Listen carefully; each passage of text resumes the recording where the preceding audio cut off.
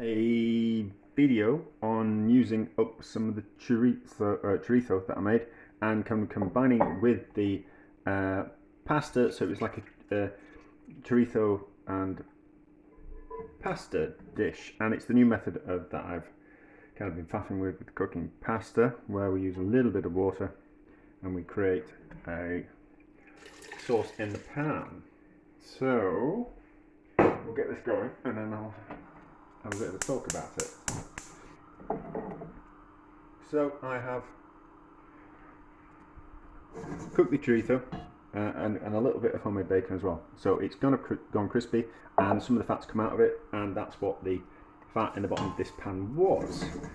There was about 100 grams of chorizo, and I put some bacon in as well. So there's about 150 grams worth of bacon and chorizo, or just chorizo by itself, or just bacon by itself. And then we're going to cook it. We're going to cook the pasta in a little bit of water. I'm just with the pasta, I've just softened it in some hot water first, so it fits in the pan. And then we're going to cook the pasta in a little bit of water.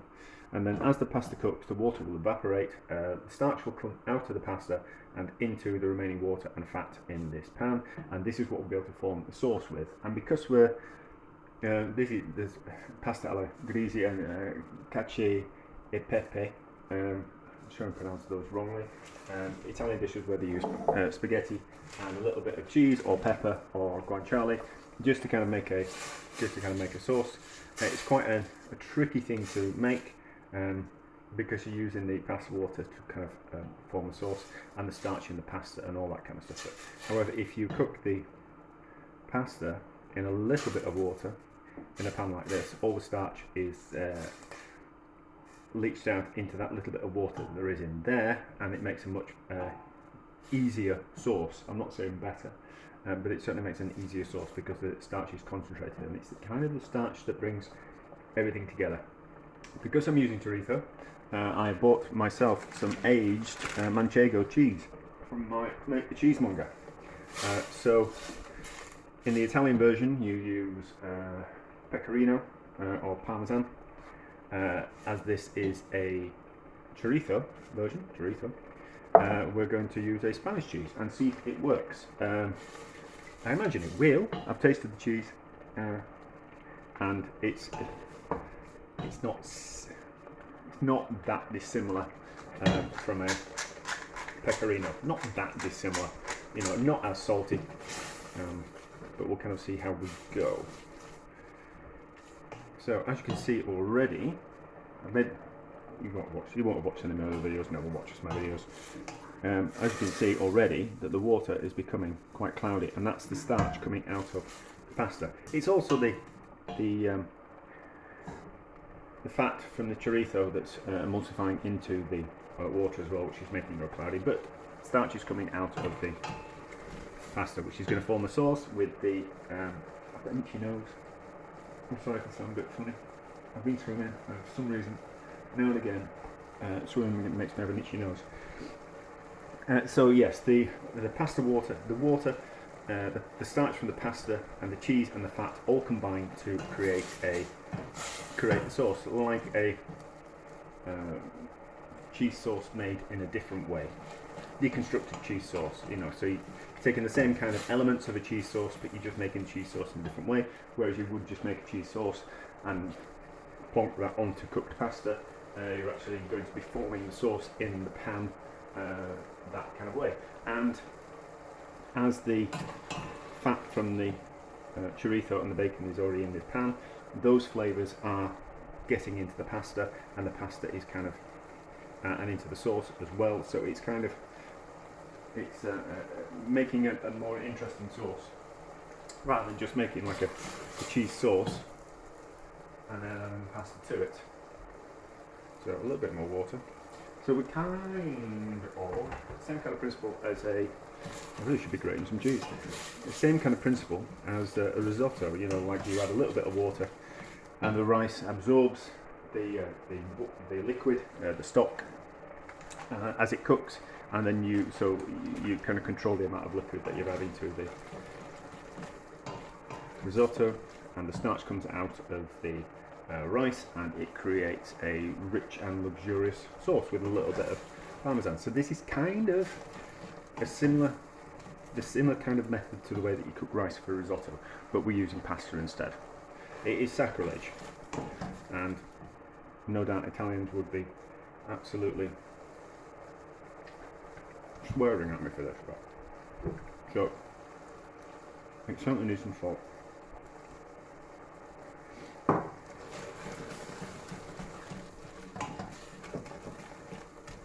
But as you can see, so it's not, pasta's not cooked yet, so we need to add a little bit more water, but it's already forming a kind of shiny, glossy sauce in the bottom. So when we melt some cheese into that, hopefully this aged Manchego cheese will melt in a good way. It'll still form the sauce. Hang on, a bit more water.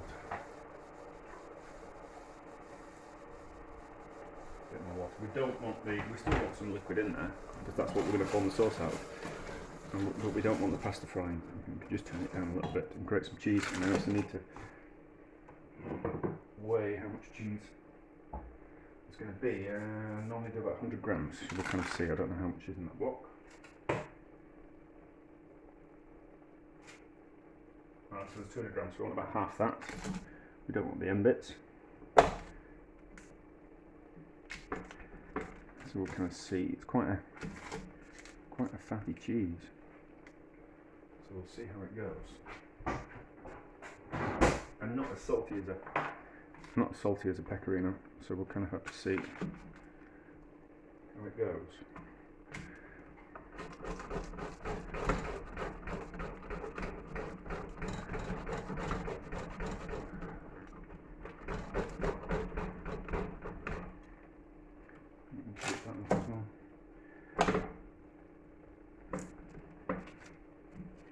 On the outside of my pasta sauce.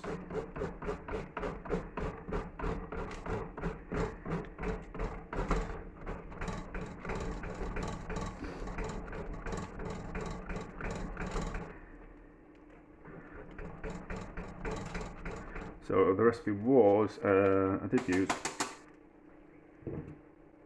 300 grams of pasta. So that's just me saying that, so I remember what to put down in the description.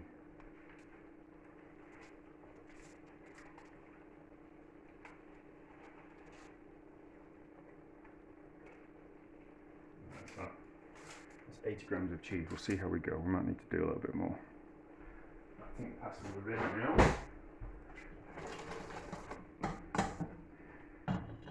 So I need to add some more water. Yeah, the pasta feels ready. Good taste. Right, that's ready. And a little bit of water. And a little bit more salt. I've got some freezing salt. I don't normally like using it. That's that.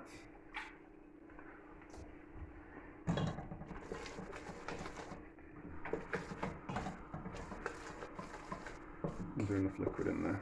We need some more liquid.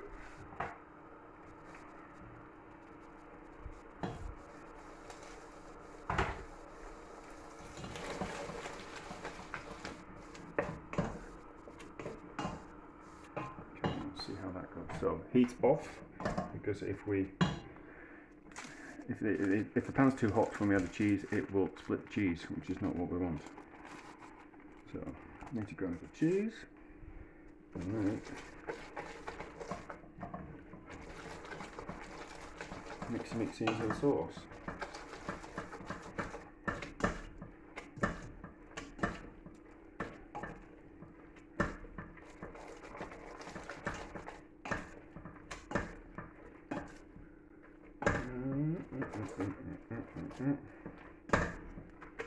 Make a bit more cheese. Quickly grate it.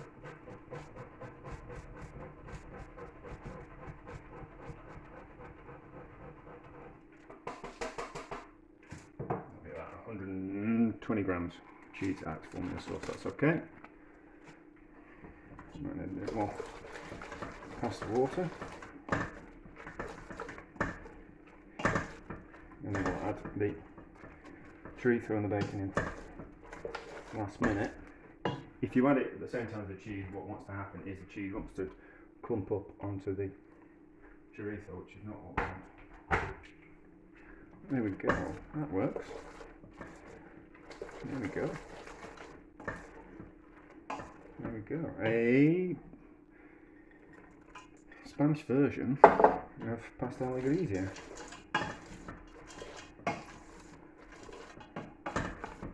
There we go. Manchego works. And there's going to be all that bit of pepper in there as well. And there's going to be all the flavour from the chorizo and the oil. That will be delicious. There we go. That works. You can just buy your own chorizo. You can just buy chorizo. You don't have to make your own. But I do like faffing. There we go.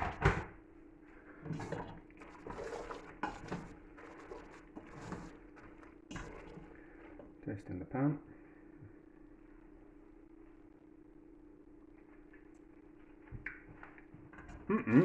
That's good. That's good.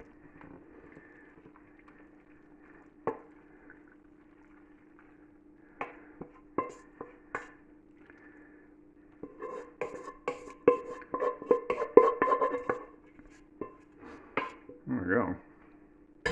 How's the sauce taste?